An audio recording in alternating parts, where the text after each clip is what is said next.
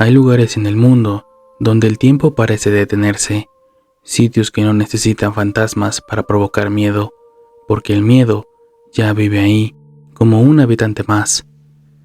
Castillos abandonados en Europa, hospitales olvidados en Estados Unidos, islas donde nadie quiere caminar de noche, casas que alguna vez estuvieron llenos de vida y hoy solo conversan con el silencio. Pero en México existe un sitio que se levanta en medio de una ciudad gigantesca, una ciudad que jamás duerme, y aún así, este rincón permanece aislado, oculto, como si no perteneciera a nadie. Un lugar donde los árboles murmuran, los caminos cambian, y una casa, o lo que queda de ella, parece esperar a quien sea lo suficientemente curioso, o lo suficientemente imprudente. Hoy, narraré la historia de uno de los mitos urbanos más persistentes, más inquietantes y más deformados con el paso de los años. La casa de Tía Toña, en la tercera sección del bosque de Chapultepec.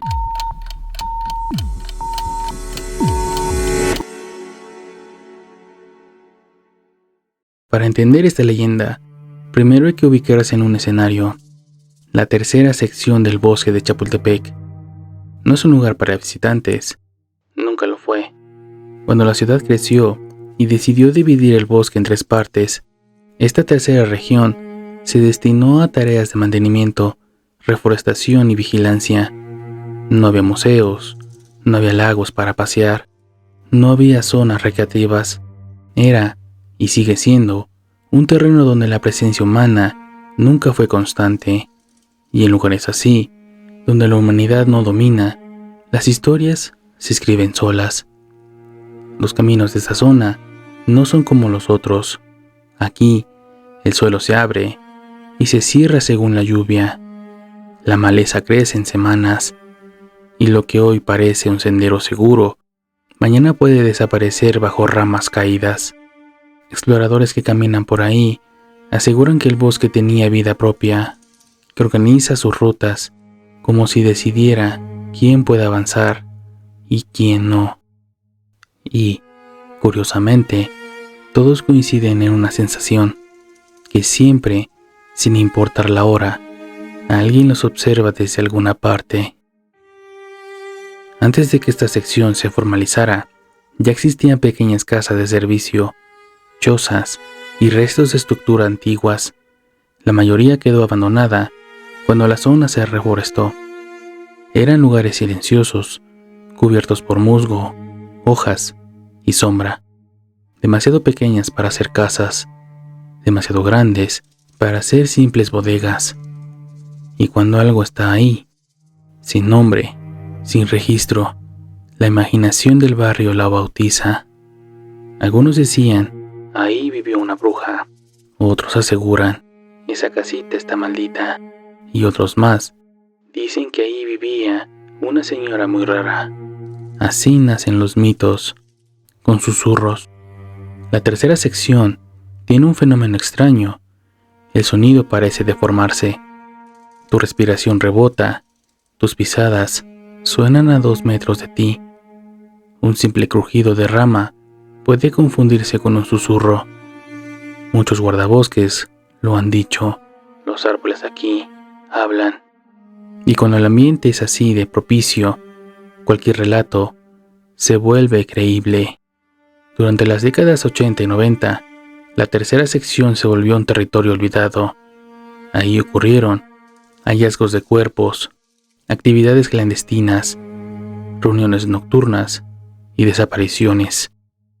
Ninguna de estas historias tenía relación con una anciana, pero todas, poco a poco, fueron absorbidas por una leyenda que vendría después. Nadie sabe con exactitud quién inventó el nombre, pero todas las versiones de la historia coinciden en algo. Era una mujer mayor, vivía aislada y cuidaba de niños abandonados. Las interpretaciones cambian, pero el esqueleto es el mismo. Algunos dicen que su nombre real era Antonia, otros lo recuerdan como una viuda que buscaba compañía. Incluso aseguran que trabajó con menores en situación de calle.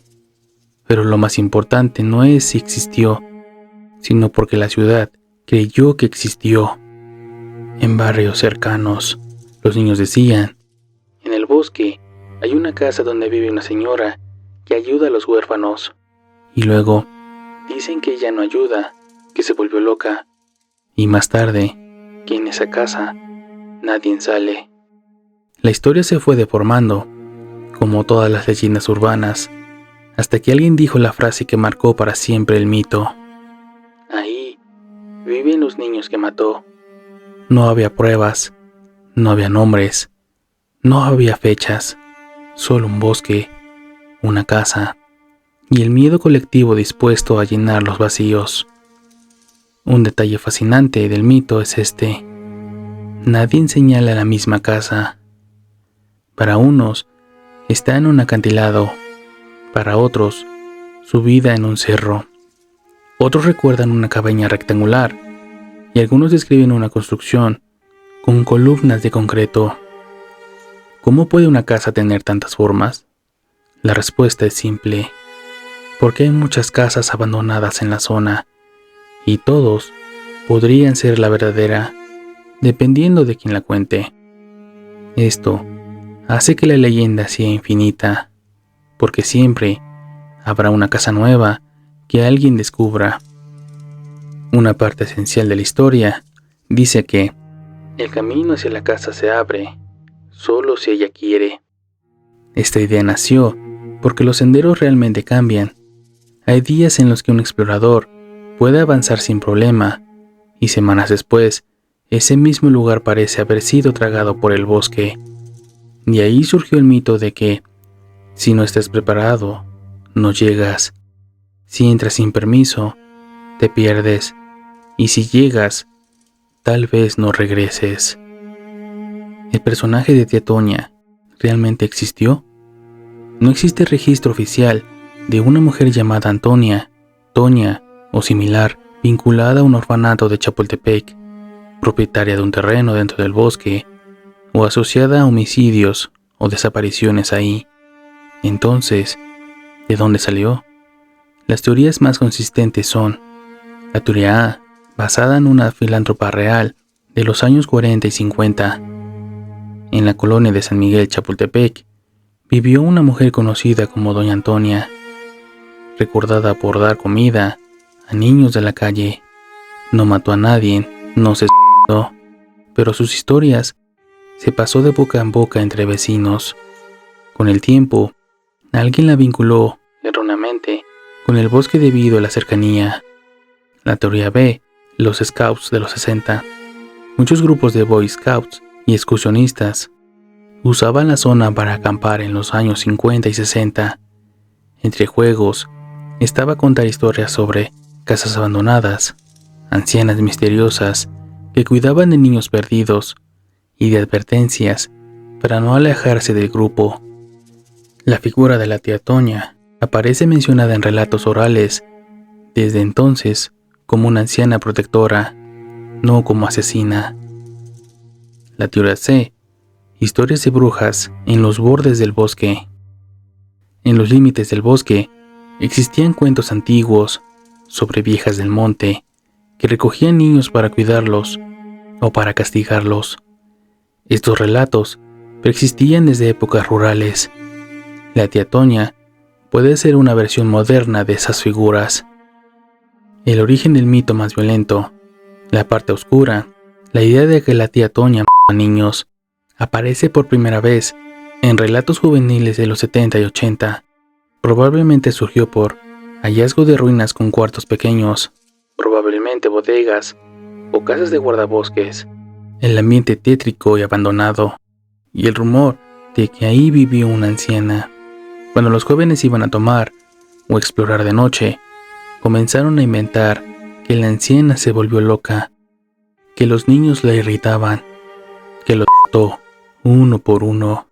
La historia era útil para poder espantar a novatos. ¿Y las desapariciones? A lo largo de los años, varias desapariciones dentro del bosque han sido documentadas, pero ninguna relacionada con una casa o con una anciana. Muchos casos tienen que ver con personas que se perdieron, accidentes o actividad delincuencial en puntos aislados. Pero al unirse estas noticias a la leyenda, reforzaron la idea de que en esa casa donde vivía la tía Toña pasan cosas y nadie sale igual. ¿Hubo realmente una casa? Aquí está lo interesante. Sí, existen ruinas y pequeñas construcciones antiguas dentro de la tercera sección. Casas de guardabosques, talleres, refugios forestales y pequeñas casetas. Ninguna está oficialmente identificada como la casa, pero por décadas, grupos distintos han señalado distintos lugares como el sitio.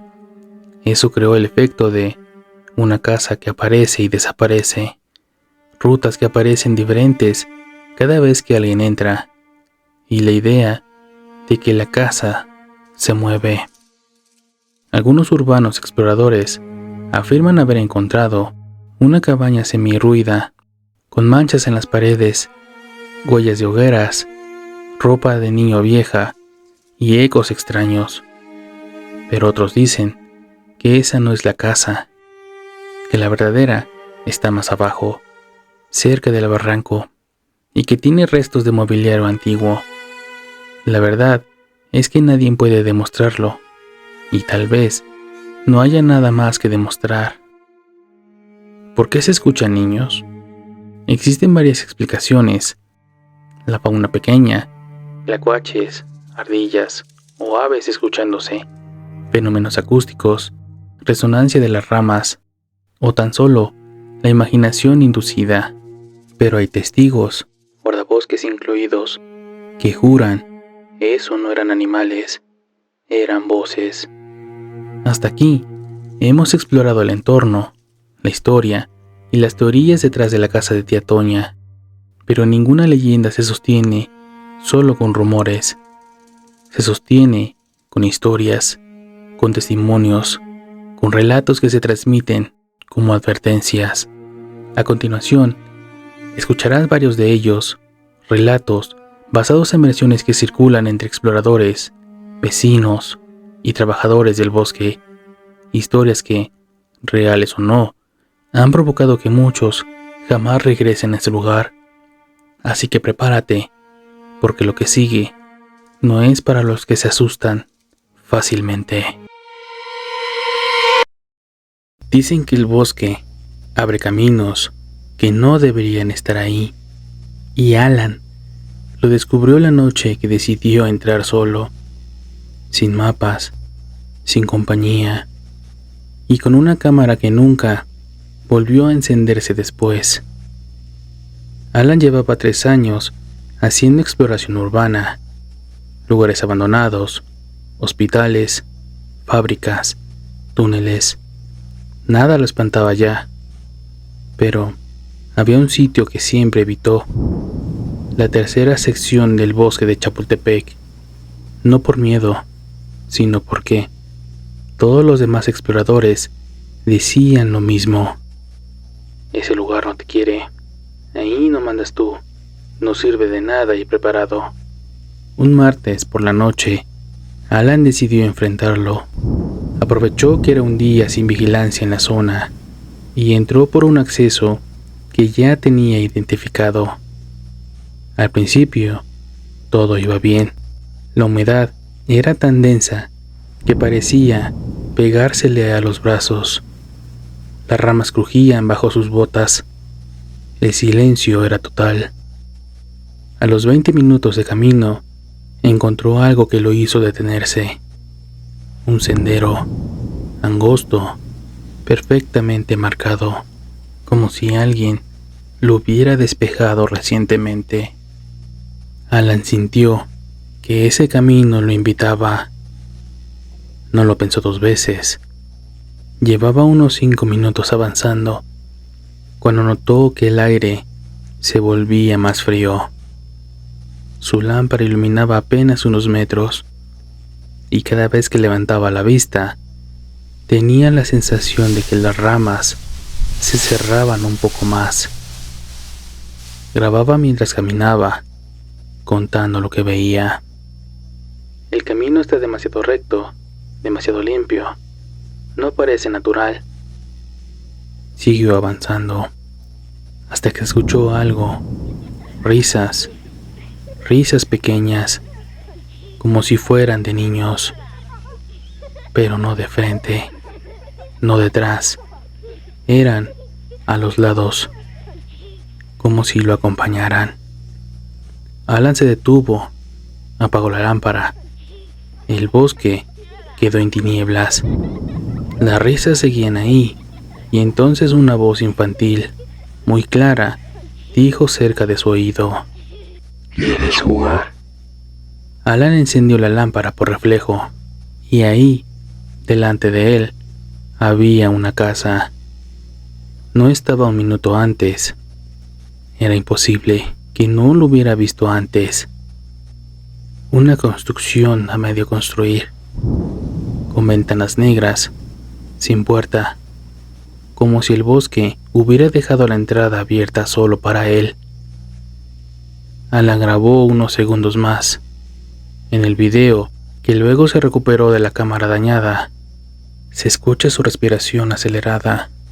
Esto mientras decía: creo que esta es la casa, la de la historia.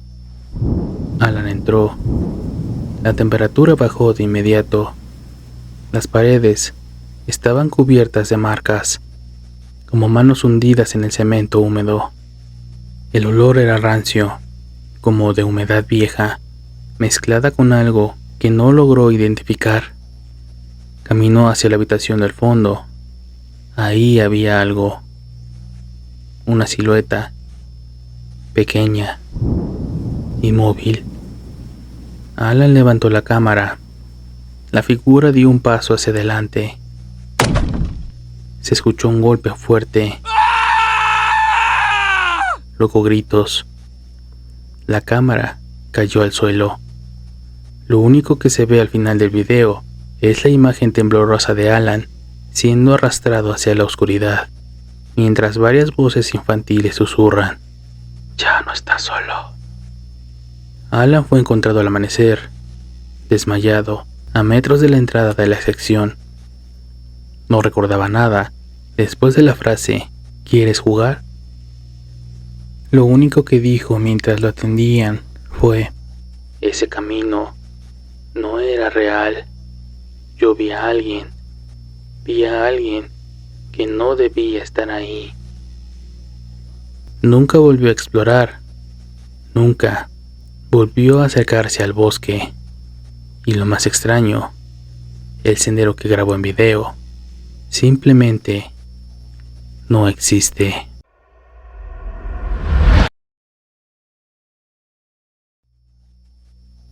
Este relato está narrado desde la perspectiva de un guardabosques que vigiló la zona durante 35 años. Eran las 3:14 de la mañana, la hora que a él siempre le había parecido la más complicada. El silencio era tan profundo que su propio radio parecía demasiado ruidoso. Ese guardabosques, Raúl, conocía la tercera sección de memoria. Sabía qué sonidos eran normales, cuáles correspondían a animales y cuáles no pertenecían al bosque. Esa noche lo despertaron por radio. «Raúl, tenemos un reporte de movimiento en la zona cerrada. Ve a revisar». «¿Movimiento de qué tipo?». «No sabemos. Solo ve». Raúl tomó su linterna y comenzó la patrulla. Al llegar a la zona asignada, algo lo hizo detenerse. Un olor extraño, no a muerto, no a animal, a algo antiguo, como madera podrida, mezclada con perfume barato. Y entonces escuchó pasos, no de animal, pasos pequeños, rápidos. «¿Quién anda ahí?», gritó. pero nada. Siguió los pasos hasta llegar a una estructura que él mismo conocía. Una cabaña vieja, usada hace décadas para almacenaje. Pero había un detalle inquietante. La puerta estaba abierta, y él juraría por su vida que la había visto cerrada siempre. Entró. La linterna iluminaba nubes de polvo suspendidas. El piso estaba llena de objetos viejos. Una silla rota, papeles, pedazos de ropa.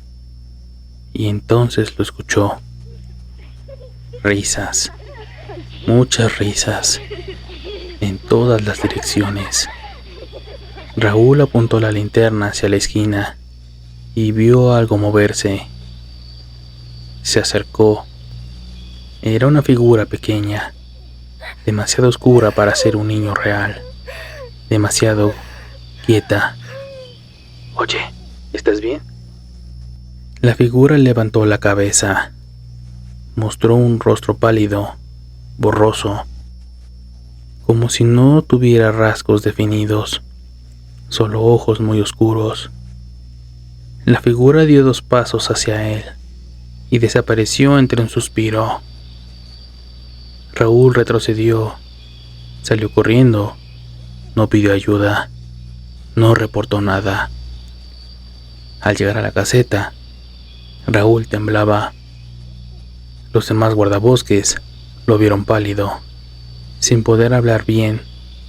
A partir de esa noche, Raúl nunca volvió a patrullar esa zona solo.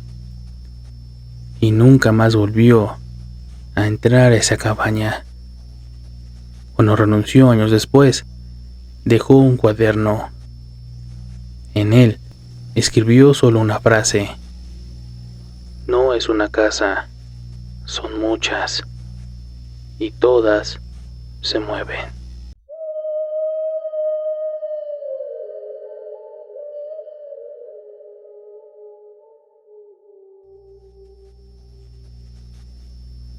Un grupo de 3 jóvenes, Carla, Fabián y Diego, decidieron entrar al bosque una noche para poder grabar contenido para su canal. Querían probar que la historia de tía Toña era falsa. Querían desmentir los mitos. Entraron riéndose, molestando, provocando al bosque. Grabaron bromas, hicieron ruidos falsos y dijeron: tía Toña, ven por nosotros. El bosque no respondió, pero los árboles parecían tensarse. Después de 1 hora caminando, encontraron un camino recto. Perfecto, demasiado perfecto. Seguro es por ahí, dijo Diego. El sendero los llevó hacia una pequeña casa sin techo. Las paredes estaban cubiertas de marcas de manos. Marcas pequeñas. Carla se puso nerviosa. Ya vámonos, esto no me gusta. Pero Fabián le dijo: no pasa nada, mira, ni se siente frío. Pero Diego, el que más se burlaba, se adelantó hacia una habitación al fondo, y ahí la vio. Una figura, alta, encorvada, con cabello blanco muy largo, mirando hacia una pared. Oigan, susurró. La figura se giró. Tenía un rostro arrugado, ojos vacíos y una sonrisa tensa, como si no supiera cómo hacerlo. Diego gritó. Los otros corrieron hacia él, pero la figura ya no estaba. Salieron huyendo de la casa. Corrieron por el sendero, pero el sendero ya no era recto. Era un laberinto.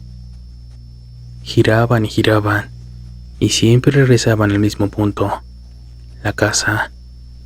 Los ruidos empezaron. Risas, pasos, golpes en los árboles. Las luces de las lámparas temblaban. Carla lloraba. Fabián Intentaba marcar emergencias, pero no había señal. Y entonces la voz sonó detrás de ellos. ¿Se van tan rápido? Corrieron. No sabían hacia dónde, solo corrían. Encontraron la salida al amanecer. Estaban deshidratados, cubiertos de rasguños y de tierra. Nunca hablaron públicamente de lo que pasó. El canal desapareció. Sus familias dijeron que tuvieron un incidente. Pero los tres coinciden en algo. No estaban solos. Y lo que vieron en esa casa no era humano.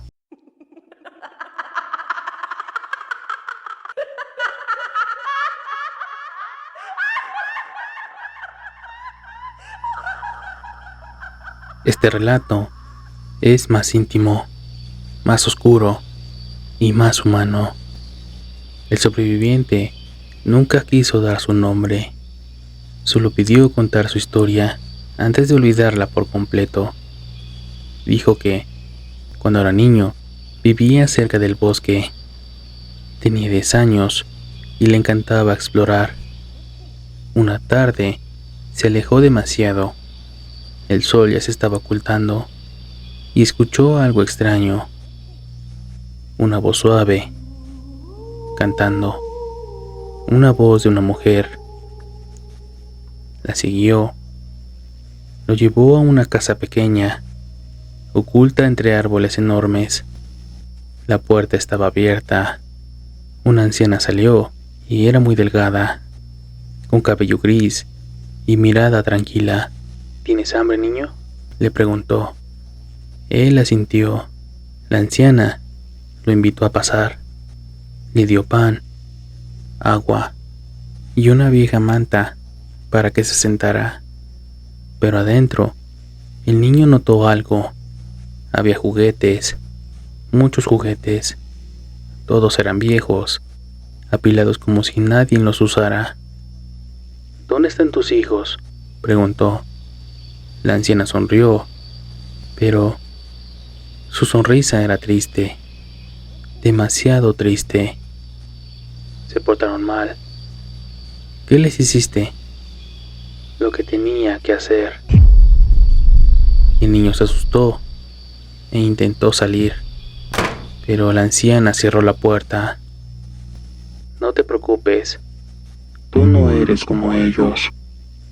La voz de la anciana comenzó a cambiar, más grave, más áspera, como si hablara desde otro lugar. El niño corrió hacia una ventana rota y saltó. Cayó sobre tierra húmeda. Corrió sin mirar atrás.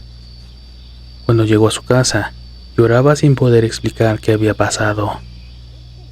Los adultos lo buscaron al día siguiente, pero no encontraron ninguna casa.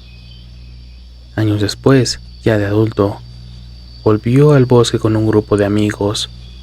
Quería demostrar que todo había sido su imaginación.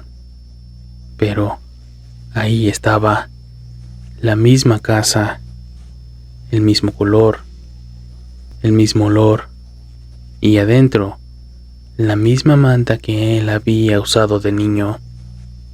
El sobreviviente dice que nunca volvió, que el bosque lo llamó una vez, y que si lo llamaba una segunda, no tendría fuerzas para huir.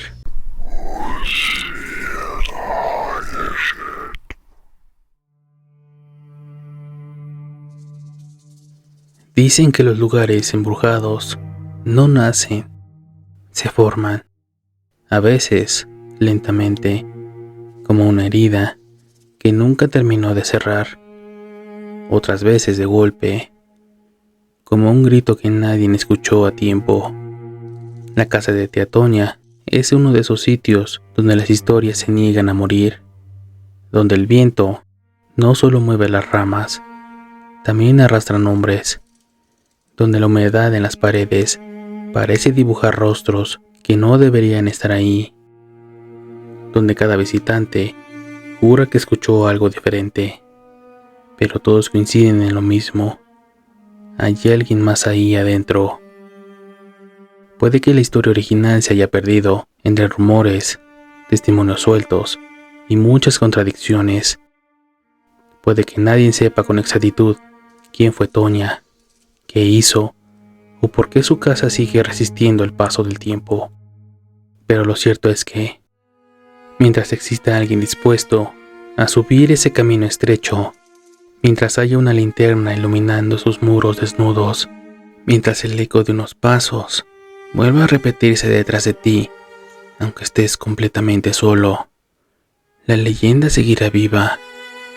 Quizá sea verdad, quizás sea ficción, quizá la casa de tía Toña solo sea un reflejo de nuestros miedos más profundos, el abandono, la culpa, la oscuridad y la sensación constante de que algo nos observa. Pero si alguna vez decides entrar, recuerda esto.